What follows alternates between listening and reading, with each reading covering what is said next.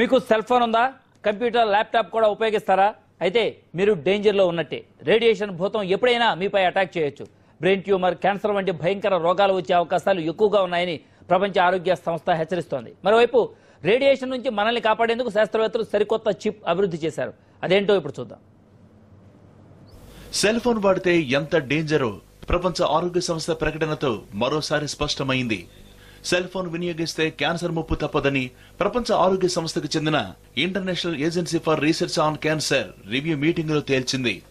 Cell phone ను cancer కారకంగా గుర్తించాలని పేర్కొంది. 14 దేశాలకు చెందిన 31 మంది సైంటిస్టులు ఈ మేరకు తీర్మానించారు. సెల్ ఫోన్లతో పాటు కంప్యూటర్, ల్యాప్టాప్ల నుంచి ప్రమాదకర స్థాయిలో రేడియేషన్ వెలువడుతుంది. వీటి నుంచి వచ్చే ఎలక్ట్రోమాగ్నెటిక్ తరంగాలతో గ్లయోనా అనే బ్రెయిన్ క్యాన్సర్ కి అవకాశం ఉందని ఐఏఆర్సీ ప్రకటించింది. భవిష్యత్తులో దీని మీద మరింత పరిశోధన జరగాలని పేర్కొంది. యూజర్లు హ్యాండ్ ఫ్రీ ఇయర్ ఫోన్లు, టెక్స్ట్ మెసేజ్లపై ఆధారపడితే కొంతలో కొంత బెటర్ అని చెబుతోంది. సెల్ ఫోన్ ఎక్కువసేపు వాడితే దాని నుంచి వచ్చే వేడికి రేడియేషన్ భారీగా వెలువడుతుంది. దీంతో మెదడు కణాలు ఎక్కువగా వ్యాకోచం చెంది బ్రెయిన్ ట్యూమర్, క్యాన్సర్ వస్తాయి. అంతేకాకుండా శారీరక, మానసిక స్థితిపైన రేడియేషన్ ప్రభావం చూపిస్తుంది. ఒక గంట కనుక మనం మాట్లాడితే ఫోను శుభ్రంగా హీట్ ఎక్కిపోయి ఉంటుంది. అంత హీటు మన బ్రెయిన్ సెల్స్లో ఎంటర్ అవుతున్నప్పుడు మన బ్రెయిన్ సెల్స్ కూడా కాంట్రాక్ట్, ఎక్స్పాండ్ అవుతూ ఉంటాయి. అండ్ అది కంటిన్యూస్ యూసేజ్ అయినప్పుడు over period of time brain tumour రావడానికి కూడా ఆస్కారం ఉంది. బ్రెయిన్ క్యాన్సర్ కూడా రావడం ఆస్కారం. నెగటివ్ ఇన్ఫ్రారెడ్ రేడియేషన్ ప్రమాదం నుంచి మనల్ని బయటపడేసేందుకు ఇప్పుడు శాస్త్రవేత్తలు యాంటీ రేడియేషన్ చిప్ ను అభివృద్ధి చేశారు. దీనిని సెల్ ఫోన్, కంప్యూటర్, ల్యాప్టాప్ కు అమరిస్తే రేడియేషన్ వెలువడదు. ఇది నా సెల్ ఫోన్, ఒక యాంటీ రేడియేషన్ చిప్ ఉంది. మీరు అబ్జర్వ్ చేస్తే ఒక బ్లాక్ చిప్. ఈ చిప్ ఏం చేస్తుందంటే ఆ హీటు, ఆ మొత్తం రేడియేషన్ టోటల్గా అబ్జర్వ్ చేస్తుంది. మీరు ఫోను కాన్వర్జేషన్ స్టార్ట్ చేసే ముందు మీ ఫోన్ టెంపరేచర్ ఎలాగుందో మీ ఫోన్ కాన్వర్జేషన్ ఎండ్ అయిన తర్వాత కూడా అది అలాగే ఉంటుంది. ఎస్పెషల్లీ కంటిన్యూస్గా ఎవరైతే మాట్లాడాలో ఆ యూజర్స్ ఎఫెక్ట్ కాకుండా ఉంటారు. ఏదైనా ఒక మొబైల్ ఫోన్ తీసుకున్నప్పుడు మనం నెగటివ్ ఇన్ఫ్రారెడ్ రేడియేషన్ ఈ ఫోన్లో ఎంత ఉందని అబ్జర్వ్ చేస్తే షోస్ దట్ మ్యాక్సిమం, అంటే ఈ scanner when it turns 180 to 360 degrees that much of radiation emit అవుతుంది అనమాట. ఓకే, అదే ఫర్ ఎగ్జాంపుల్ నేను యాంటీ రేడియేషన్ చిప్ ఇప్పుడు నా ఫోన్కి అంటించున్నాను. దీంట్లో ఫర్ ఎగ్జాంపుల్ ఇప్పుడు మీరు చూస్తే virtually no radiation, almost zero. గంటల తరబడి సిస్టమ్స్ ముందు కూర్చునే వాళ్లకు, సెల్ ఫోన్ వేడెక్కిపోయేలా మాట్లాడే వారికి ఈ యాంటీ రేడియేషన్ చిప్ రక్షణ కవచంగా ఉపయోగపడుతుంది. యాంటీ రేడియేషన్ చిప్ కు మరింత ప్రచారం తీసుకురావాల్సిన అవసరం ఉందని నిపుణులు అభిప్రాయపడుతున్నారు. ఓన్లీ థింగ్ ఏమంటే ఈ యాంటీ రేడియేషన్ చిప్స్ మీద అవేర్నెస్ లేదు ఎక్కువ. అసలు చాలా మంది తెలియదు కూడా అసలు ఈ చిప్స్ ఉన్నాయని.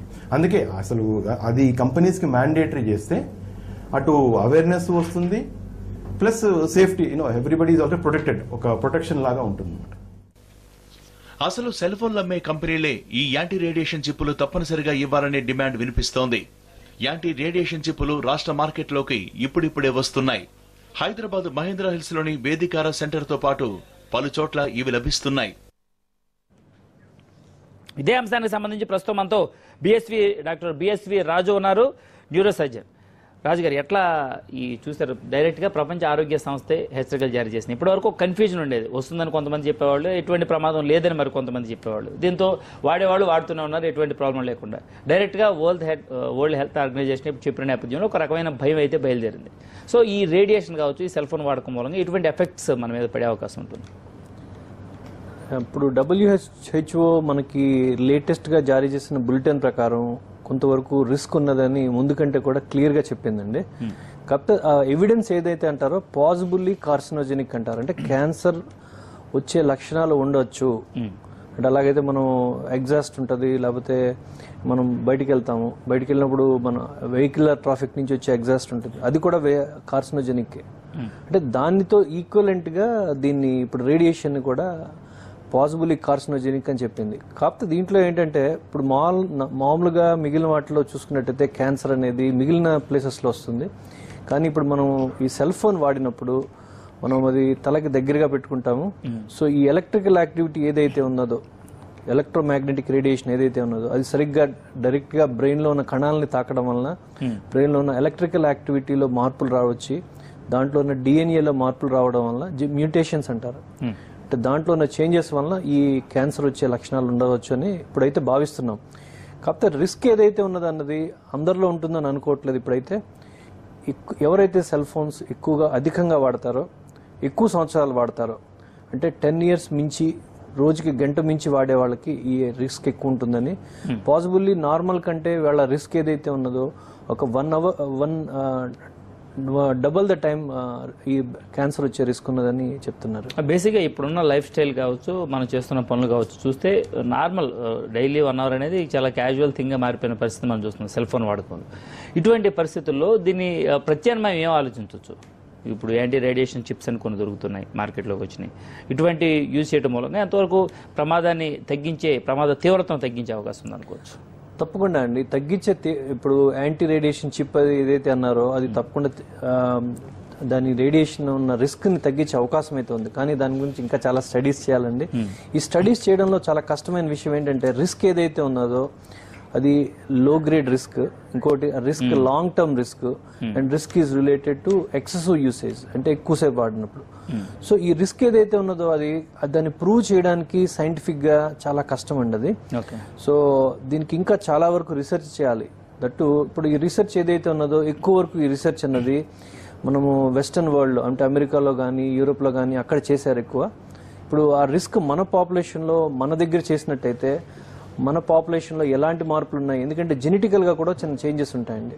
చేంజెస్ అంటే ఇప్పుడు వైట్ రేసెస్లోని బ్లాక్ రేసెస్లోని ఎలా అయితే మన బాడీ రియాక్ట్ అవుతుందో మన ఇండియన్ రేస్లో ఆ రిస్క్ ఏదైతే ఉన్నదో ఒక చిన్న మార్పు ఉండొచ్చు. సో కరెక్ట్ రిస్క్ ఆ రిస్క్ ఉండొచ్చు. ఎందుకంటే ఈ రిస్క్ ఇవాల్యుయేట్ చేయడం మనకు చాలా కష్టం. ఎందుకంటే మన ఇండియాలో national cancer brain cancer society అన్నది కానీ దాని రిజిస్ట్రీ అన్నది కానీ కరెక్ట్గా లేదండి.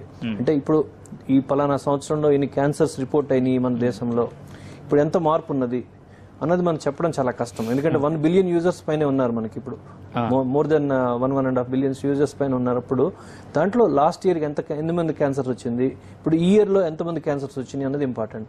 దీంట్లో ఇంపార్టెంట్ ఏంటంటే బ్రెయిన్లో ఉన్నది క్యాన్సర్కి క్యూర్ లేదండి ఏదైతే మనం అనుకున్నామో అది. సో ఈ కండిషన్ ప్రకారం మనం వీలైనంత వరకు దాని ప్రివెన్షన్ అనేది చాలా మంచిది.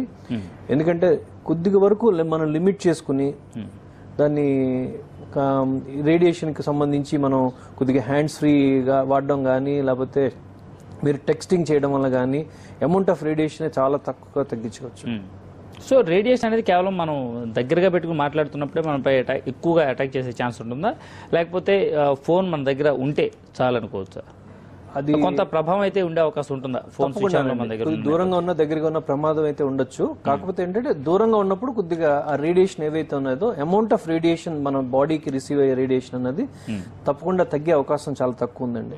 ఇంకోటంటే సైన్స్ ప్రకారం ఇంకోటి కూడా ప్రూవ్ అయిందండి. అంటే ఇప్పుడు మీరు ఎక్కువ మంది మన ఇండియాలో చూసుకుంటే ఎక్కువ మంది మన అందరూ right handed people, most right side మనం ఆ సెల్ ఫోన్ వాడుతుందో, అలాగే స్టడీస్ ప్రకారం కూడా ఏ సైడ్ అయితే ఎక్కువ మనం ఈ సెల్ ఫోన్ వాడుతుంటామో ఆ సైడ్ ఎక్కువ క్యాన్సర్ వచ్చే లక్షణాలు కనిపిస్తున్నాయండి.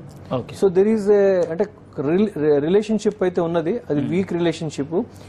ఇంకా మనం ఒక ఇండిపెండెంట్ ఆటోనమస్ బాడీ ద్వారా మనం స్టడీస్ కానీ చేసినట్టయితే ఎలాంటి రిస్క్ ఉన్నది, మనం దాన్ని ఎంతవరకు మనం చేయగలుగుతాము. సో ప్రస్తుతం ఉన్న స్టడీస్ ప్రకారం అంటే కంప్లీట్గా WHO స్టడీ చేయకపోయినా ఉన్న స్టడీస్ని బేస్ చేసుకుని కొంత ప్రమాదం అయితే ఉన్నట్టుగా చెప్తున్నట్టుగా అనిపిస్తుంది ఈ రిపోర్ట్స్ మనం చూసినట్లయితే. సో ఫైనల్గా డాక్టర్ ఏం చేస్తే మనం ఈ ప్రమాదం నుంచి తప్పించుకునే ఛాన్స్ ఉంటుంది? ప్రివెన్షన్ అంటే డెఫినెట్గా మనం దాన్ని వినియోగించే విధానం తగ్గించాలండి. మనం చెప్తున్నట్టు మనం ఎక్కువ మాట్లాడడం తగ్గించి ఎక్కువ హ్యాండ్స్ ఫ్రీ కానీ అదే లౌడ్ స్పీకర్ ద్వారా మాట్లాడడం అయితే సరే, టెక్స్టింగ్ చేసినట్టు అయితే కూడా డెఫినెట్ గా దానికి తగ్గే అవకాశం ఉంటుంది. Thank you very much doctor, అందుబాటులోకి వచ్చి మాట్లాడినందుకు. సో మొత్తం మీద సెల్ ఫోన్ హెల్ప్ ఫోన్ గా మారే అవకాశం అయితే డెఫినెట్ గా కనిపిస్తుంది. సో తగిన జాగ్రత్తలు తీసుకుంటే ప్రమాదం నుంచి కొద్దో గొప్ప బయటపడే ఛాన్స్ ఉంటుంది. సాధ్యమైనంత వరకు హ్యాండ్స్ ఫ్రీ ఉపయోగించడం, టెక్స్ట్ మెసేజెస్ ద్వారా ఈ ప్రమాదాన్ని ప్రస్తుతానికి నివారించుకునే ప్రయత్నం అయితే చేయొచ్చు. ఇంకా యాంటీ రేడియేషన్కి సంబంధించి ఇంకా మరికొన్ని స్టడీస్ రీసెర్చ్లు జరగాల్సిన అవసరం ఉన్న నేపథ్యం